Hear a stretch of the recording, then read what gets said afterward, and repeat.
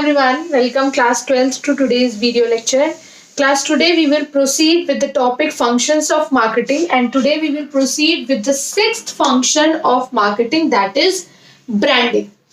It is one of the most important function of marketing class, लेकिन हम इसको step by step study करेंगे. ठीक है क्लास, देखो किसी भी कंपनी के लिए सबसे पहला इंपॉर्टेंट मार्केटिंग डिसीजन ये होता है whether to sell the products in its generic name or to sell the product under a specific name. अब पहले आप समझो class, what is generic name. पहला डिसीजन कंपनी का यही होता है कि आप जो प्रोडक्ट सेल करोगे वो जेनेरिक नेम पे सेल करोगे, प्रोडक्ट के जेनेरिक नेम से सेल करोगे, या प्रोडक्ट के स्पेसिफिक नेम से जो है आप प्रोडक्ट सेल करोगे. देखो generic name means name of the category of the product. Like आप बेच रहे हो फैन, फैन का कोई नाम नहीं है, फैन के नाम से आप बेच रहे हो जो प्रोडक्ट की कैटेगरी है. पेन, मार्कर, डोरमैट, वो पायदान होते हैं ना डोरमैट, उनका कोई ब्रांड नेम नहीं है, कोई स्पेसिफिक नेम नहीं है उनका. जस्ट आप उन्हें सेल कर रहे हो with the generic name. Generic name यानी name of the category of the product. की पेन है, फैन है, डोरमैट है, बुक है, कोई नेम नहीं है. Name of the category of the product like fan, pen, doormat etcetera. Next क्या आपके पास चॉइस होती है कि आप प्रोडक्ट को एक स्पेसिफिक नेम से सेल करो. पेन से नहीं, Reynolds pen, Rotomac pen. Fan से नहीं, बजाज फैन, खैतान फैन. समझ लो, तो ये आपका डिसीजन है. आप प्रोडक्ट को जेनरिक नेम यानी ऐसे ही प्रोडक्ट की कैटेगरी से सेल करते हो, या आप उसे कोई स्पेसिफिक नेम देते हो. और जब हम बात करते हैं स्पेसिफिक नेम की, तो उसी को हम कहते हैं ब्रांड नेम. जब आप अपने प्रोडक्ट को एक यूनिक, एक स्पेसिफिक नेम देते हो कि भाई बजाज फैन है या खैतान फैन है, भाई सेलो का मार्कर है या फिर डोम्स का मार्कर है, तो जब आप उसे एक स्पेसिफिक नेम दे रहे हो, when you are giving a specific name to the product, तो उसी को हम क्या कहते हैं क्लास, ब्रांड नेम. क्या कहते हैं हम, ब्रांड नेम. ठीक है. Branding helps in creating product differentiation. What is product differentiation? Distinguishing your product from that of the competitor. कि आपका प्रोडक्ट आपके कॉम्पिटिटर से अलग है. अब जैसे बहुत सारे मार्कर आते हैं, मुझे डोम्स का पसंद है, सेलो के भी आते हैं, लक्चर के भी आते हैं. तो इस ब्रांडिंग होने से, ये डोम्स नाम आने से क्या हुआ, प्रोडक्ट को मैं डिफरेंशिएट कर पा रही हूँ. इसके और भी कॉम्पिटिटर्स हैं, लगभग सेम दिखते हैं, मार्कर रेड, लेकिन मुझे डोम्स का चाहिए. तो प्रोडक्ट डिफरेंशिएशन क्रिएट हुई किसकी हेल्प से, ब्रांडिंग की हेल्प से. It helps in building customers loyalty. जो मैंने अभी बात करी, अगर मुझे डोम्स का मार्कर पसंद है, मुझे डोम्स की क्वालिटी पसंद है, तो हर बार मैं शॉपकीपर से जाके डोम्स के मार्कर की ही डिमांड करूंगी. Am I right? तो इससे कस्टमर लॉयल्टी बढ़ती है. सेल्स, अगर आपका प्रोडक्ट अच्छा है तो कस्टमर पर्टिकुलरली आपके नाम का प्रोडक्ट मांगेगा. वो ये नहीं कहेगा मार्कर दे दो, वो कहेगा डोम्स का मार्कर दे दो. तो इससे कस्टमर लॉयल्टी बढ़ेगी. कस्टमर लॉयल्टी के साथ साथ आपकी सेल्स भी बढ़ेगी. तो ब्रांडिंग का जो टॉपिक है क्लास, ये भी आगे बहुत डिटेल में है. Qualities of a good brand name, advantages of branding to the customer, to the marketer, वो डिटेल में. अभी सिर्फ हमने ब्रीफिंग पढ़ी कि ब्रांडिंग है क्या, कि जब आप अपने प्रोडक्ट को एक स्पेसिफिक नेम देते हो ताकि कस्टमर आपके प्रोडक्ट को कॉम्पिटिटर के प्रोडक्ट से डिफरेंशिएट कर सके, that is branding. Is that clear class? Now let's move to the next function. Yes class, next function is customer support services. Class, आप सबको पता है कि आजकल हर कंपनी कस्टमर सपोर्ट सर्विसेज दे रही है. For example after sale services के आपने सामान खरीदा, free home delivery, 1 year warranty, 1 year guarantee. तो आपको हर टाइम एक टोल फ्री नंबर दिया जाता है जिसमें आपको 24/7 कस्टमर सपोर्ट मिलता है. तो ये सब जो सर्विसेज हैं, ये क्या है, कस्टमर सपोर्ट सर्विसेज. आपको आफ्टर सेल सर्विसेज, जैसे मैंने एग्जांपल दिया, होम डिलीवरी, गारंटी, आपको वारंटी मिल रही है, आपको मेंटेनेंस सर्विस मिल रही है, आपको 24/7 कस्टमर सपोर्ट सर्विसेज मिल रही है. तो ये सब जो कस्टमर सपोर्ट सर्विसेज हैं, ये किस लिए दे रही है कंपनी आपको? ये कंपनी इसलिए दे रही है because these services provides maximum satisfaction to the customer. आपको जो कंपनी अच्छी सर्विस दे रही है, आप सबसे ज्यादा उससे सेटिस्फाइड रहते हो. And customer satisfaction is the key to profit maximization according to marketing. Marketing के लिए यही सबसे इंपॉर्टेंट है कि customer support services, customer satisfaction मिल रही है कस्टमर को, यही तो सबसे इंपॉर्टेंट चीज है.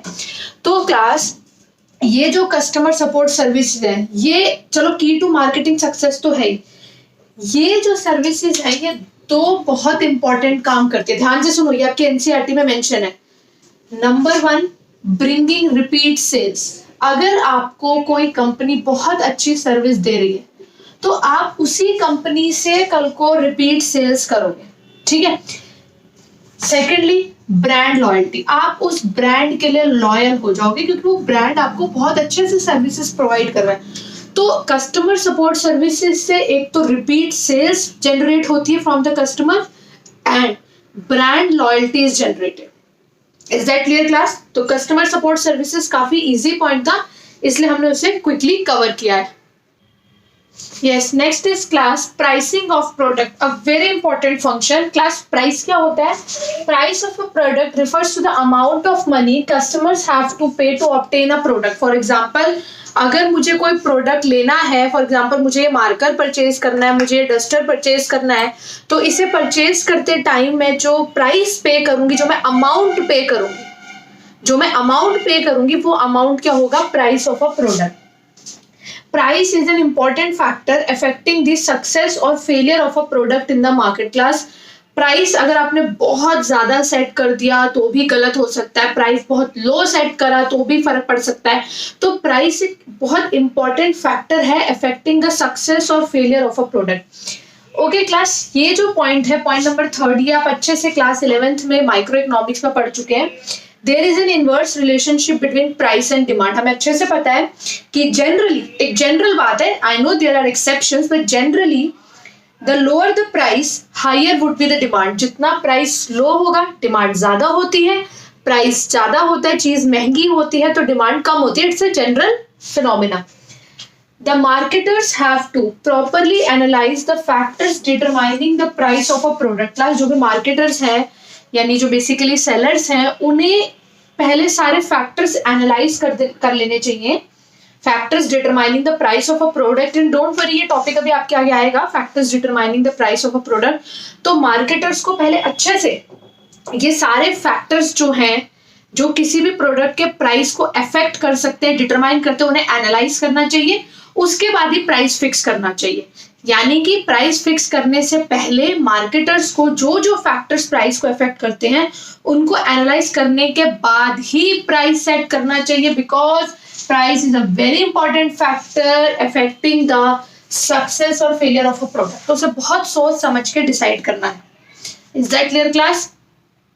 सी class, next important function is promotion. Class, promotion का मीनिंग आपको पता होगा, किसी भी चीज को प्रमोट करना, ठीक है। क्लास, आपने, अगर मैं आपको एक रियल लाइफ एग्जांपल दूं तो आप सबने कपिल शर्मा शो देखा होगा, वहां पे काफी सारे सेलिब्रिटीज आते हैं अपनी फिल्म प्रमोट करने के लिए। तो प्रमोशन का मतलब क्या हुआ? वहां पे सेलिब्रिटीज आ रहे हैं, बड़े बड़े स्टार्स आ रहे हैं, अपनी फिल्म को प्रमोट कर रहे हैं। तो प्रमोशन की अगर मैं डेफिनेशन की बात करूं तो उसके अंदर 2 एस्पेक्ट्स आते हैं एंड आपको एग्जाम में दोनों एस्पेक्ट्स को मेंशन करना है डेफिनेशन में, अदरवाइज ये डेफिनेशन इज इनकम्प्लीट। सबसे पहली चीज प्रमोशन के अंदर आता है, you are informing the customer about your product, about your service. अगर आपकी कोई फिल्म आ रही है तो आप उसके बारे में कस्टमर्स को बता रहे हो कि किस बारे में है फिल्म, उसका प्लॉट क्या है। तो पहली चीज जो प्रमोशन से रिलेटेड है, उसकी डेफिनेशन का पार्ट है, वो है informing the customers about the product, कि प्रोडक्ट कैसा है, उसके फीचर्स क्या क्या है। सेकेंडली, सिर्फ इन्फॉर्म करने से काम नहीं चलेगा, you are persuading them to purchase the product. आप उन्हें कन्विंस कर रहे हो, आप उन्हें परसुएड कर रहे हो कि वो प्रोडक्ट को खरीदें। यानी समझ रहे हो 2 चीजें, पहला आपने उन्हें इन्फॉर्म करा कि ये प्रोडक्ट मार्केट में आ रहा है, इसके ये फीचर्स है। अब आप उन्हें कन्विंस कर रहे हो, not force, you are persuading them, आप उन्हें अट्रैक्ट कर रहे हो, कन्विंस कर रहे हैं कि वो आपके प्रोडक्ट को प्रेफर करें। Is that clear? Class, commonly use methods of promotion कौन कौन से हैं? Advertising, sales promotion techniques, personal selling, publicity, public relations. हमें इन सब मेथड्स को पढ़ना है, डोंट वरी। कुछ मेथड्स जो है वो इस साल कोर्स में, उन्हें हम ब्रीफ में, जो कोर्स में उन्हें हम डिटेल में पढ़ेंगे, एंड जो कोर्स में नहीं है उन्हें फिर भी एक ब्रीफ आइडिया आपके पास जरूर होना चाहिए। तो ये जितने भी मेथड्स है, advertising, sales promotion techniques, personal selling, publicity, public relations, इन सब के बारे में हमें पढ़ना है, ठीक है। आप क्लास ध्यान से देखो, जब एक मार्केटर होता है उसे प्रमोशन से रिलेटेड काफी इंपॉर्टेंट डिसीजंस लेने होते हैं। जैसे कि प्रमोशन बजट कितना होगा, मतलब टोटल अमाउंट कितना है जो हम प्रमोशन में लगाएंगे, प्रमोशन मिक्स कि इनमें से हम कौन सा मेथड यूज करेंगे प्रमोशन का, ये कॉम्बिनेशन यूज करेंगे। जरूरी नहीं है मार्केटर को एक ही मेथड यूज करे कि एडवर्टाइजिंग करे, सेल्स प्रमोशन टेक्निक करे। हो सकता है वो एडवर्टाइजिंग के साथ सेल्स प्रमोशन टेक्निक यूज करे, हो सकता है वो एडवर्टाइजिंग के साथ पब्लिक रिलेशंस यूज करे। तो प्रमोशन बजट क्या होगा, प्रमोशन मिक्स क्या होगा, कौन से कॉम्बिनेशन है टूल्स जो वो यूज करेंगे, तो ये सब जो डिसीजन है ये मार्केटर को लेना होता है under the function of promotion. Is this thing clear class? Yes class, next function is physical distribution. very easy function class. Physical distribution जो है आपको ध्यान होगा तो physical means actual movement यानी distribution of goods. क्लास आपको ये बात पता है कि goods जहां प्रोड्यूस होते हैं वहीं पे वो कंज्यूम नहीं हो जाते, they have to be distributed to different parts where the customers require those products. तो फिजिकल डिस्ट्रीब्यूशन का मतलब सिर्फ और सिर्फ ये नहीं है कि movement of goods from the place of production to the place of consumption, नहीं। फिजिकल डिस्ट्रीब्यूशन के अंदर आते हैं टू इंपॉर्टेंट डिसीजंस, क्योंकि जनरली बच्चे ये समझते हैं फिजिकल डिस्ट्रीब्यूशन मतलब यार जहां पे गुड्स प्रोड्यूस हुए और उन्हें वहां पे डिस्ट्रीब्यूट करो जहां पे उनकी रिक्वायरमेंट है, यानी जहां कस्टमर्स हैं। नो, ऐसा नहीं है। फिजिकल डिस्ट्रीब्यूशन के अंदर there are two important decisions to be taken into consideration. Number 1, decision regarding channel of distribution to be use. अब आप बोलोगे what are channels of distribution? Class ये सब चीजें डिटेल में आगे डिस्कस है, फिर भी मैं ब्रीफ में बता देती हूँ। चैनल ऑफ डिस्ट्रीब्यूशन वो इंटरमीडिएरीज होती हैं जो मैन्युफैक्चरर से प्रोडक्ट को लेके कस्टमर्स तक पहुंचाती हैं। ठीक है, फॉर एग्जाम्पल आपने 11th में पढ़ा था मैन्युफैक्चरर से सामान जाता wholesaler, then retailer, then customer. तो ये होलसेलर रिटेलर जो है ये इंटरमीडिएरीज है। ठीक है, तो ये चैनल ऑफ डिस्ट्रीब्यूशन है कि मैन्युफैक्चरर से कस्टमर तक प्रोडक्ट जा रहा है तो कौन सी इंटरमीडिएरीज उन्हें लिंक कर रही हैं। ये मैंने बहुत शॉर्ट में बताया है बिकॉज डिटेल में है channels of distribution, types of channels of distribution. ठीक है, तो पहला डिसीजन ये है कि आप कौन सा चैनल यूज करोगे। जैसे फॉर एग्जाम्पल एक डायरेक्ट चैनल होता है कि मैन्युफैक्चरर डायरेक्ट कस्टमर को सेल करता है। ठीक है, डायरेक्ट चैनल है, ये इनडायरेक्ट चैनल है, तो कौन सा चैनल आप यूज करोगे। दूसरी बात, decision regarding physical movement of product, जो प्रोडक्ट है वो आप फिजिकली मूव कर रहे हो from where it is produce to a place where it is required, मतलब प्रोडक्शन की प्लेस से कहां तक गुड जा रहा है जहां पे उसकी रिक्वायरमेंट है। Is this thing clear class? तो क्लास वैसे तो फिजिकल डिस्ट्रीब्यूशन के कंपोनेंट्स होते हैं, फॉर एग्जांपल इन्वेंट्री है, वेयर हाउस है और ट्रांसपोर्टेशन है, बट ये सब टॉपिक कंप्लीट डिटेल में हम तब पढ़ेंगे जब हम एक्चुअली फिजिकल डिस्ट्रीब्यूशन के टॉपिक पे आएंगे। अभी तो हम फंक्शंस ऑफ मार्केटिंग पढ़ रहे हैं तो हम उनकी बेसिक चीजें पढ़ रहे हैं।